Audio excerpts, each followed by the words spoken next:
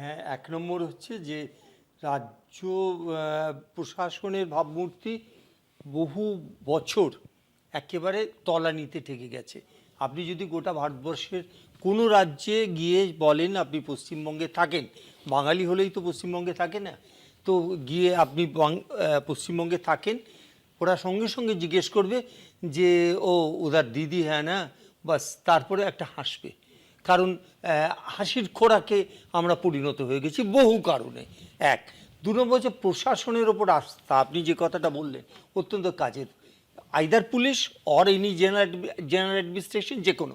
আচ্ছা বলুন তো, একই সাথে কোথাও হয়েছে যে মন্ত্রী এবং শান্ত্রী যতজন আছেন, একটা গোটা শিক্ষা দপ্তরের প্রায় চিফ মানে মূলত প্রিন্সিপাল সেক্রেটারি মনীষ জৈন ছাড়া বাকি সবাই জেলে চলে গেছেন?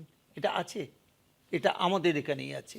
অর্থাৎ প্রশাসন শুধু তো মন্ত্রী নির্ভর নয়, অ্যাডমিনিস্ট্রেশন যেটা, সবগুলো তো আলাদা আলাদা পিলার।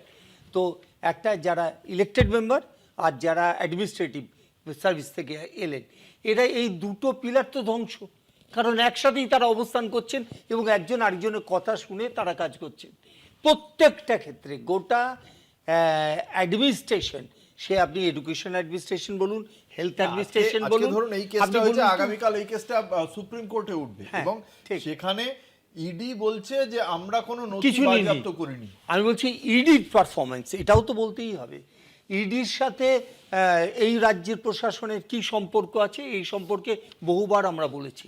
আমরা বলছি বিজেপির সাথে একদম আরও স্পেসিফিক তৃণমূলের একটা গোপন আন্ডারস্ট্যান্ডিং রয়েছে ওপরের তলায়, এবং নিচের তলার লোকেরা মারামারি করছেন, আর ওপর তলাতে তাদের খুব সমঝোতা রয়েছে। কারণ তারা জানেন যদি দরকার হয়, মমতা দেবী অটল বিহারী বাজপেয়ীর মন্ত্রিসভায় যেমন মন্ত্রী ছিলেন, রেলমন্ত্রী ছিলেন, কয়লা মন্ত্রী ছিলেন, এসব ছিলেন, তেমনি আবার মন্ত্রী হয়ে যাবেন, অসুবিধা কিছু নেই। কারণ তিনি ওই জায়গাটা ঠিক রেখেছেন। নরেন্দ্র মোদী ভালো আর বাকিরা খারাপ। আর